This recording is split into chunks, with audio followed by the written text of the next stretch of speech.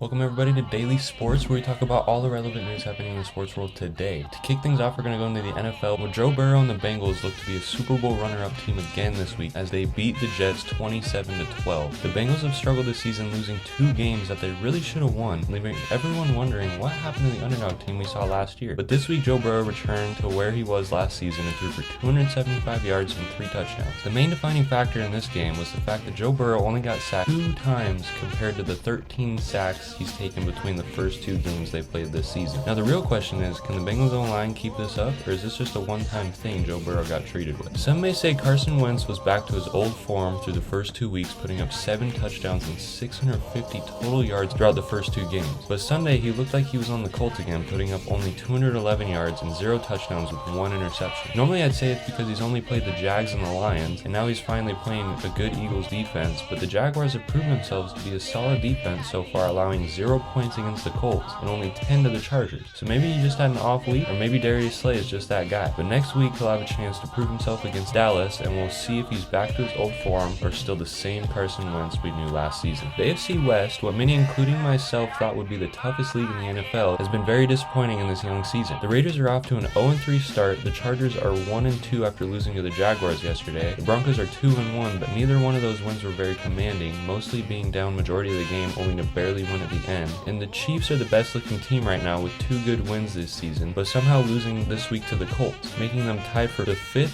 most winningest division with the NFC South and NFC West. There's still a lot of season left to turn that around, but a very surprising start from the AFC West. Tua Tagovailoa took a hard hit on Sunday, leaving him stumbling off the field and going to concussion protocol. He later returned to the game after the half, where he and the Dolphins kicked some ass to take down the Super Bowl favorite Buffalo Bills. But many are questioning whether he should have come back or not. By the looks of the way he walked off the field, he didn't seem to be okay and most likely should have sat out at least the rest of the game. Tua said that when he fell, he hit his back on the turf, causing it to lock up when he stumbled off the field, but the NFLPA is still initiating a review of the handling of Tua's injury to make sure that he was not sent out being unsafe to play. Needless to say, he still had a hell of a game against the Bills to put the Dolphins at the top of the AFC East, which is the hardest division in the league right now in this early season. Lamar Jackson is him, and he's proved it this season by averaging 4 touchdowns and 330 total yards so far this season, even with receiver and running back trouble coming into the season. The real question is, can he keep this up? I sure hope so, because it's pretty damn nice to have him on my fantasy team right now. Mac Jones hopped off the field with an apparent high ankle sprain late in the 4th quarter of the Patriots-Ravens game. He is said to have an MRI to determine the true injury that he sustained, but it is believed to be a high ankle sprain at this time. James Harden claims to have lost 100 pounds during this offseason, stating that in a press conference. He was looking a little chunky last season, but I didn't realize he had 100 pounds to lose. But it sounds like he's working real hard to return to his old MVP days, and I'm hoping to see something out of him next year that reminds me of those days. Robbie Ray and Luke Weaver had a standoff before the game, both standing for the flag long after the anthem ended. Robbie Ray ended up winning after the umpire put a stop to it, and Luke Weaver finally gave into the ump and went back to his dugout while Ray stayed standing for the flag. That's all I have for Daily Sports. Check back in tomorrow for some more sports news.